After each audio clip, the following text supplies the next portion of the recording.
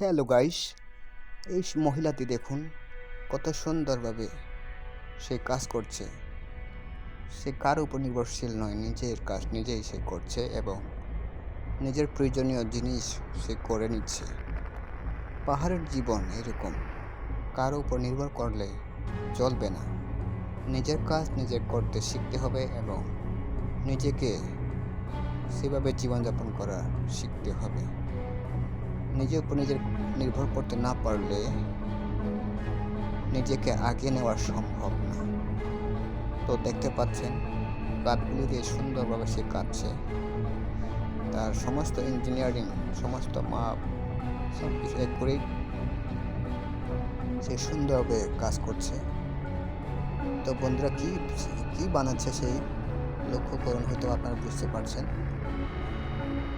আর বন্ধুরা, তার পূর্বে বলি, ভিডিওটাকে অবশ্যই লাইক করবেন, কমেন্ট করে দেবেন কেমন লেগেছে এবং চ্যানেলটিকে সাবস্ক্রাইব করে আমাদের সাথে থাকবেন, যেন এইরকমই সুন্দর সুন্দর ভিডিও, পাহাড়ি জীবনের ভিডিও আপনারা দেখতে পারেন।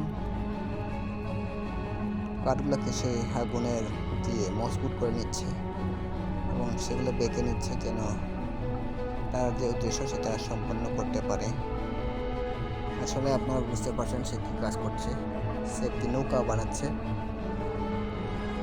নিজের হাতে সে নৌকা বানিয়ে নিচ্ছে। কোনো সাহায্যের প্রয়োজন নেই বা কোনো দ্বিতীয় কোনো ব্যক্তি তার কোনো সাহায্য পড়ে না। সে নিজের কাজ নিজে করে নিচ্ছে, তাও সে একজন মেয়ে মানুষ। খুব সুন্দর কাজ এবং সুন্দর একটা চেষ্টা। আমরাও যদি এরকম নিজের কাজ নিজে করতে শিখি, তবে আমাদের অভাব, আমাদের কষ্ট আমাদের সাথে থাকবে না। আমাদের সমস্ত কাজে বা আমাদের সমস্ত জীবনে আমাদের সফলতা আসবে।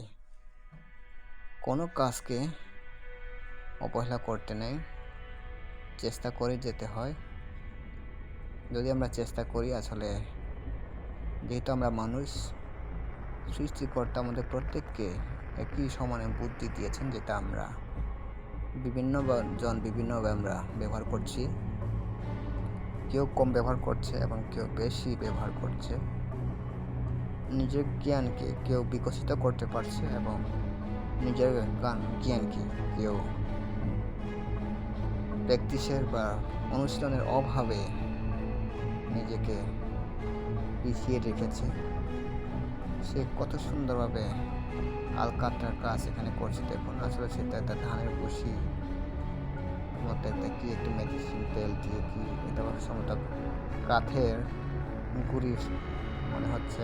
খুব সুন্দরভাবে সে প্রসেসিং করছে এগুলো, যেন পানি ঢুকতে না পারে।